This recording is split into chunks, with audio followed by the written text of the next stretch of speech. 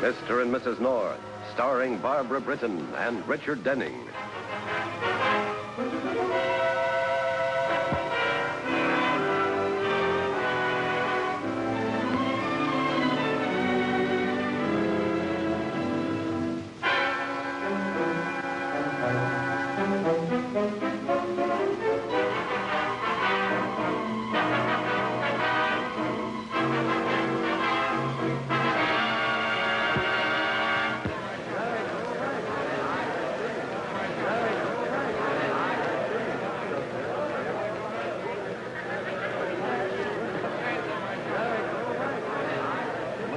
There's been a change in the jockey list. Perino's riding number 6.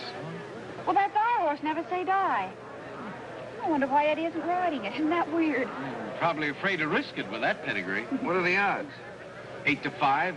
Is that good or bad? Well, that depends on whether you win or lose.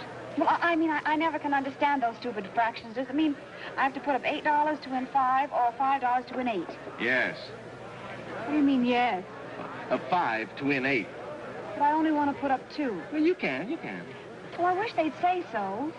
For heaven's sakes, Pam, don't dither about higher mathematics. And they're off.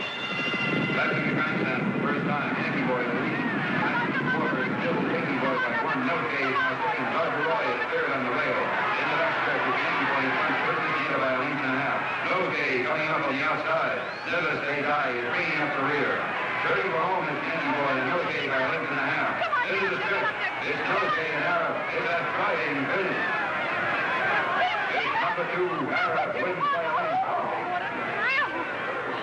Oh, for Pete's sake, Pam, why risk losing your voice on number 2? Never Say Die was number 6. He was last, won the booby prize. Oh, I didn't bet on Never Say Die. You didn't? Well, we did, and you said you would, too. Well, I had my mind changed for me. I went up to the window and said 2, please, meaning $2. Well, the man gave me a ticket on number 2. It just shot up like a little jack-in-the-box before I had a chance to stop him. So I said to myself, wouldn't it be awful if number 2 should win and I'd handed it back? So I went to the $5 window and bought a $5 ticket on number 2 as well. I thought it was kind of a sign. You mean to say you had $7 riding on that horse? Mm-hmm. I'll pay about 30 to 1. Oh, I give up. Positively Will immoral. the owner of the car with a New York license number NN11-39, please go to the car park immediately. Smoke is pouring from the inside of your car. Gee, I hope it's official, Pam. That would be terrible if anything... Pam, that's our car. Holy smoke. Well, I'd call it anything but holy. We better hurry up and get down there. This is a tragedy. I've got a chicken in the backseat. It'll be roasted. Oh, excuse me. I'm the owner. Afraid we had to spring this to get the door open. Oh, thank goodness you did. Is there much damage? No, sir, the car was full of smoke, but the upholstery isn't burned. It was these rags that were smoldering. There was a cigar on top of them. Well, that's strange. I don't smoke cigars. And there certainly were no rags in there. What's happened to my groceries? Oh, for heaven's sakes, Pam, have a sense of proportion. Did you leave the window open?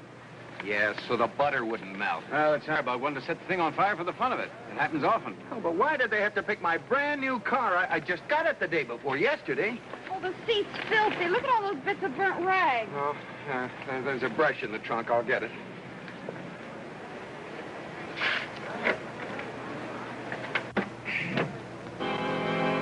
Bill. Come here. What is it, darling? Don't look, Pam. Horrible. I'm Lieutenant Weigand, homicide. I'll take charge. Yes, sir. He was dead before he was put in your car. Literally bludgeoned to death. I wonder if someone tried a little cremation. Excuse me, Lieutenant, but I think I know who that corpse is. Who? Eddie Mears, the jockey. Eddie Mears. Never Say Die. No wonder he didn't ride him just now. Is he married? Yes, sir, to a trapeze artist. Zelma Svensson, she used to call herself. Bill, is there anything I can do to help? Would you like me to break the news to the poor man's widow? No. This is one case, Mrs. North, that I'm going to solve without your help. With your permission, I'll call on Zelma Svensson myself.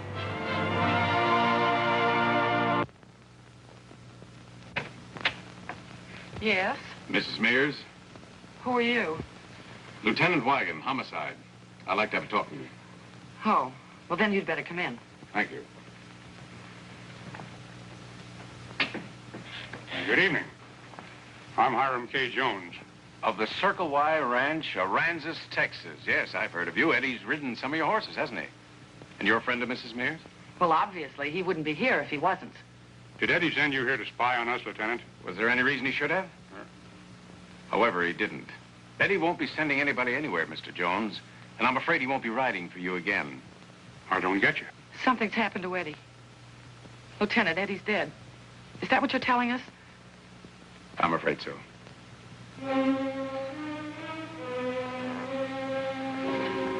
I'm sorry to be the bearer of such bad news, Mrs. Mears. What happened, an accident on the track? No, he was murdered. What? Murdered? He was found in the back of the car of some friends of mine. He was hit on the head with a heavy object. Who did it? Well, that's what I'm trying to find out, and I hope Mrs. Mears will be able to help me. Are you able to answer a few questions, Mrs. Mears? What do you want to know? Well, certain things are merely routine. Now, when did you last see Eddie? At dinner here last night. What'd you talk about? Why do you hesitate? Tell him the truth, Zell. We'll find out anyway. Well, I asked him for a divorce. Hiram and I wanted to get married. What was his reaction? He said he'd think about it. What happened after dinner? Did he go out? No. I did. He said he had a business appointment and he wanted the apartment for himself. Did he say who the appointment was with? No. Where'd you go? To a movie. Meet any friends? No.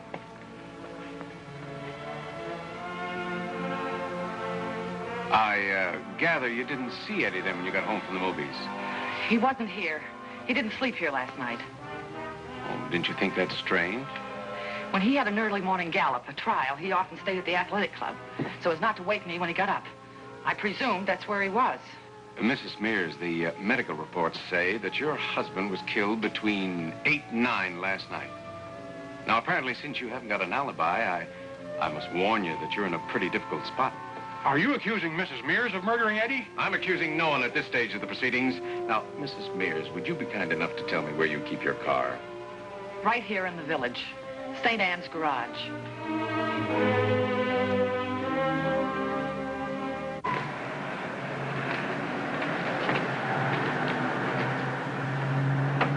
Evening, Mrs. North. Hello, Peachy. Mr. North? Hello, Mr. Peachy. Will you be using the car again tonight, sir? Or shall I put her upstairs? No, just leave her here. This window's been sprung. I'll have to take it down in the morning and get it fixed. Have an accident? You could call it that.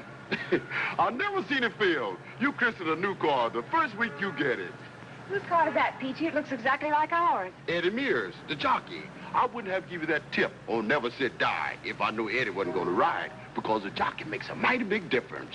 Wonder why he didn't ride. I wished I knew. It cost me a plenty. Is Mr. Potter still here? Right in office, sir. Thanks. Didn't seem to know anything about it. Evidently, the evening papers haven't got the news yet. Well, Bill said they were keeping it out until the morning edition. It's Eddie Mears, isn't it?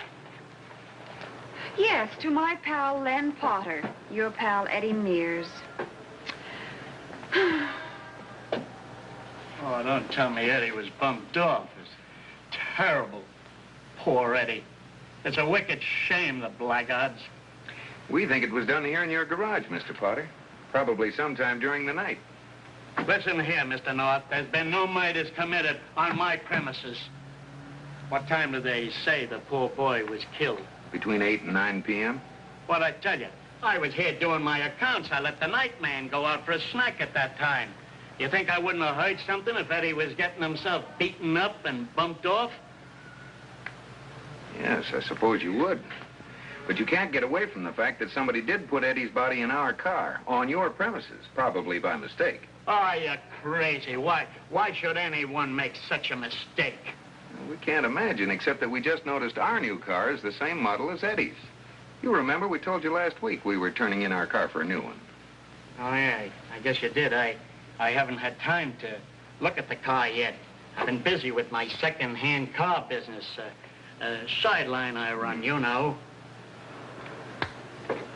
Mr. North, you may have a point when you say it was a mistake. There is one person I know who wouldn't mind seeing Eddie out of the way. Oh, who's that? That Swedish Amazon he's married to. She's no good. I often see her come in for a car with the latest boyfriend. She's found herself a sucker her own size. Hey, maybe the three of them had a showdown. Maybe she rubbed Eddie out. And then put the body in our car, mistaking it for her own. Yeah, that's what I mean. Planned to get rid of the corpse later. But, Mr. Potter, that doesn't make sense. She, of all people, would know her own car. Yeah. Yeah, but supposing it happened in her apartment. Supposing she gave the boyfriend the dirty work of bringing the body down here and hiding it away in Eddie's car. Suppose he got flustered and mixed up the cars. It's a very ingenious theory, Mr. Potter.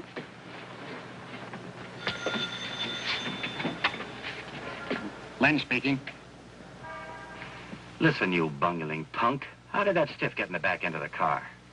Who do you think you are, Houdini? Shut up, will you, Hunch? I tell you, I can't discuss it with you now. I got a couple of customers in the office. Listen, you keep your mouth shut about what you know about me. I got an alibi for last night. Have you?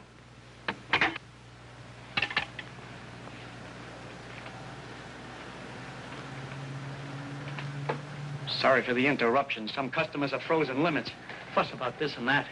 Oh, about my car, Mr. Potter. I'd like to have it thoroughly cleaned inside and out. The police really messed it up this afternoon going over it for fingerprints. Yeah, they got no respect for other people's property. We'll want a new mat. The present one has a cigar hole the size of a dinner plate. Yeah, I'll take care of it, and I'm sorry about all of this. And mark my words, the question is, find the lady. And when you do, I'll bet my last dollar it turns out to be that double-crossing wife of Eddie's. Do you bet, Mr. Potter? On the horses, I mean. Yeah, I take an occasional flutter. In a small way. I expect Eddie Mears used to give you a lot of good tips. You know, today when I went up to the tote window... Oh, come on, Pam. Mr. Potter doesn't want to hear the history of your gambling mistakes. Probably has plenty of his own. Good night.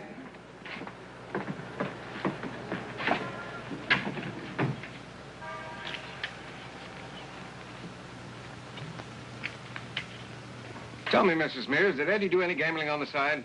No. He said he was paid to ride the horses, not play them. Did you approve of that? Well, I thought when he had a sure thing, he might have tipped me off, but he wouldn't. He gave them to acquaintances, never to me. He said it wasn't ethical. I gather from your tone you thought that narrow-minded. Hey, that's a pretty good-looking ornament. One of Eddie's prizes? It was a tribute from his fellow jockeys when he rode his 500th winner. Well, what's this? This broken piece here. Well, that must be the whip, I suppose. Yes. When this happened, the break, I mean. As a matter of fact, last night. I'd forgotten all about it. Last night? Tell me. When I came home from the movies, it was lying on the floor. In what position? Show me, please.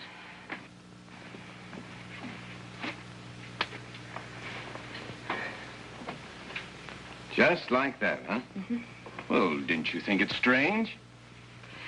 Frankly, Lieutenant, I had other things on my mind last night. Such as? What I told you, my divorce. Oh. All right, you can pick it up now.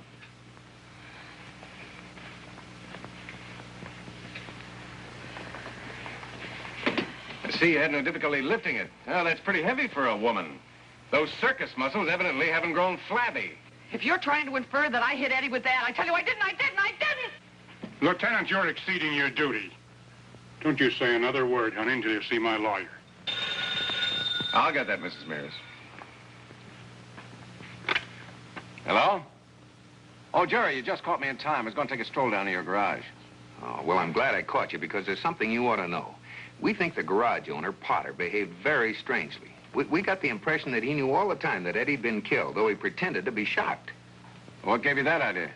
Well, he said he was in the garage last night between 8 and 9, and that if Eddie had been beaten up and bumped off, he'd have heard the row. Well, we never told him how Eddie'd been killed, so how did he happen to mention the right method? Why didn't he say shot or stabbed? Well, just probably a figure of speech. Anything else? Yes. While we were there, somebody telephoned him. Now, Pam has the idea it was probably a bookmaker because he said, "Shut up, Hunch. I can't talk to you now." Well, Pam says anybody with a nickname like that is obviously a bookmaker. You know, because they have hunches on the horses. Pam's hunch about Hunch is right. One of the biggest bookmaking operations in the East is controlled by a character named Hunch Conley. I'll see you later, Jerry. One more thing, Mrs. Mears. How was Eddie mixed up with Hunch Conley? He wasn't. He told me Conley tried several times to get him to pull horses, but Eddie positively refused. Was he Eddie's mysterious visitor last night? If he was, Eddie didn't tell me. All right, Mrs. Mears. Just don't try to leave town until you hear from me. I thought you said everything was all set with Eddie, that he was going to accept the situation like a reasonable human being. You don't know Eddie. He said if there was any divorcing to be done, he'd do it. Said he'd name you, too. That ain't so good. Some of the boys are figuring I ought to run for Congress next year. I can't afford to get mixed up in any scandal right now. Why don't we fly to Mexico and get married right away? You heard what the man said about leaving town. Look here, Zelma. You sure you didn't have anything to do with getting rid of Eddie? Suppose I did. Would you stick by me or just run for Congress? Get busy with that smoked chicken. Hope it hasn't spoiled sitting in the car most of the day. Well, what in the world do I do with the groceries? Oh, my stars, I don't remember bringing them home. I didn't. I left them in the car. Oh, Pam, you're the darndest. Yes, Jerry? Delicious, delectable, darling. Thanks, dear, for the alliteration. Run on down to the garage and get them for me, will you? Oh, no. You just trot down on your little high heels and get them yourself. I'm going to read my evening paper. Well, skip the racing news, dear. You already know what it cost you.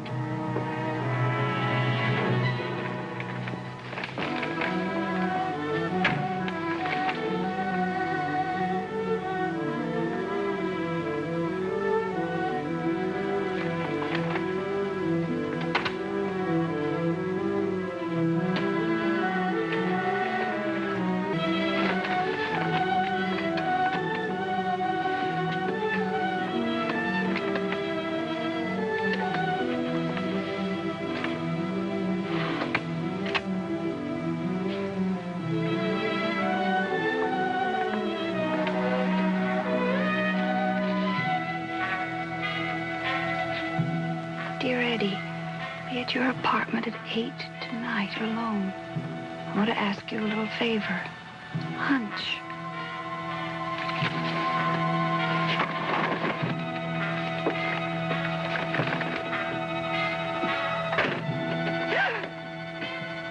What are you doing in that car, lady? I made a mistake. A mistake this car is just like mine. You better come and tell that fairy tale to the boss, lady. Get going.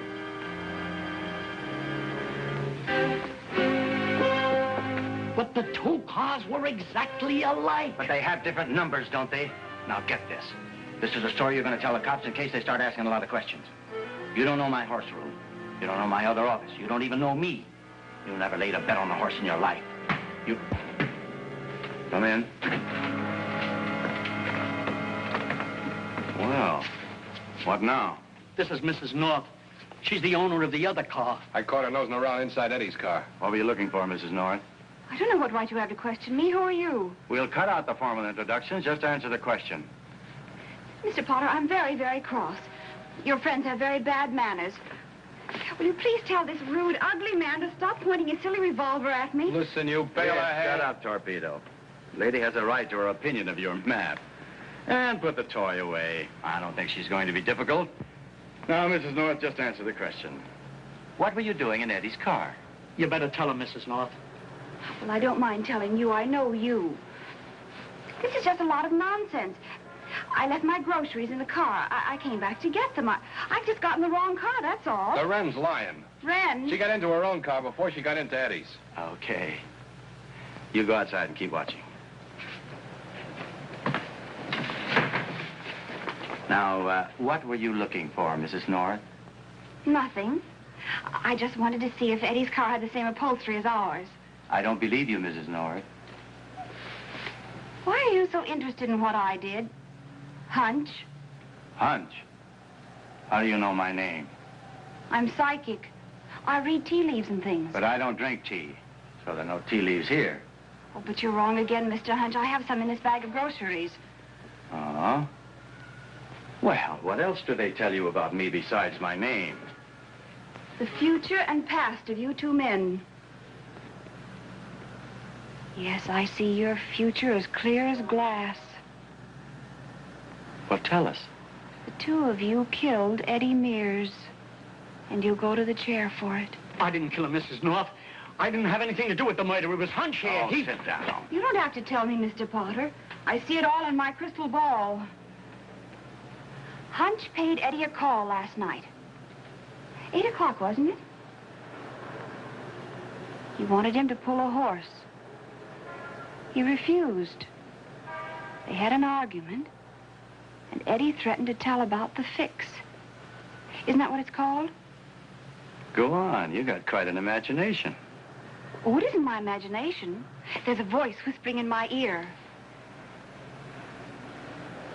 It tells me you were faced with every murderer's problem. Yeah, what was that? What to do with the body. Well, then, what do we do about voices talking to ladies like that? We give them a case of laryngitis. Bad laryngitis. You sound as though you're threatening me, Mr. Hunch. The voices are right again. Not that I believe in them, but you've got a hold of something. Something you're not going to broadcast. Because it's the truth? If you're considering shoving me in the trunk of some car to silence me, you'll never get away with it. My husband knows that I came down here to get the groceries. If anything happens to me, they'd arrest Mr. Potter at least. He's so green and scared he'd give the whole thing away. They'd beat the truth out of him. She's right, Hunch. You're not going to involve me in a second murder. It was bad enough trying to make me frame Zelma Mears by bringing the body here and putting it in Eddie's car. I know it was a crazy scheme. My, what talkative people. I think you belong to each other.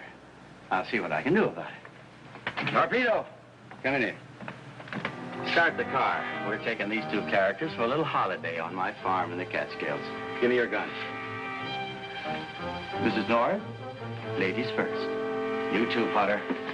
Hunch, what are you going to do to us? Do? You surprise me. Now, shut up. Come on. Hunch!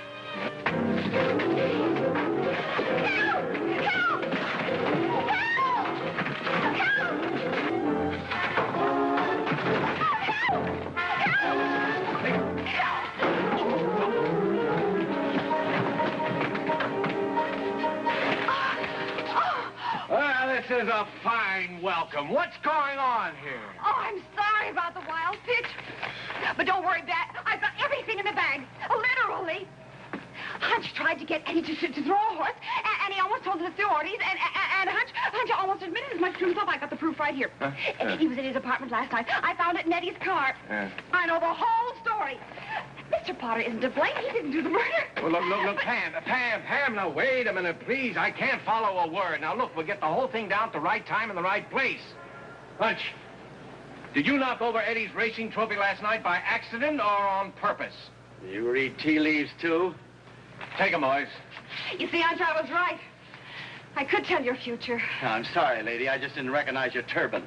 Oh, Pam! Pam! Pam! Oh, there you are, darling. I got worried you were taking so long. Well, Bill arrived nearly late as usual. Hi, Bill. I was going for a long holiday in the Catskills. Huh? What? Why? I don't know, because of a run, I guess. Oh, darling, what have they done to you? Pam, you're delirious. Sometimes it pays to be a little delirious. Well, what's the matter with you? You're all covered with blood. Not blood, it's tomatoes.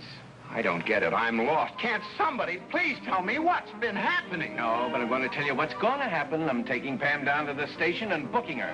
On what charges? Hitting an officer with a spoiled vegetable in the act of him carrying out his duty. Now, will you come quietly, Mrs. North?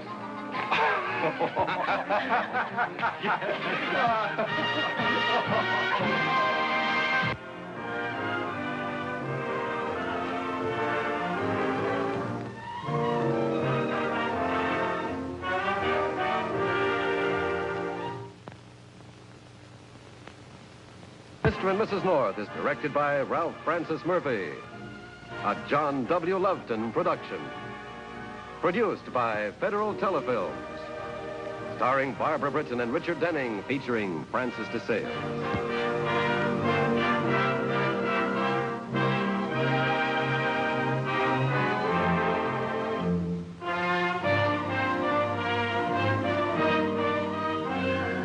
This has been a film presentation.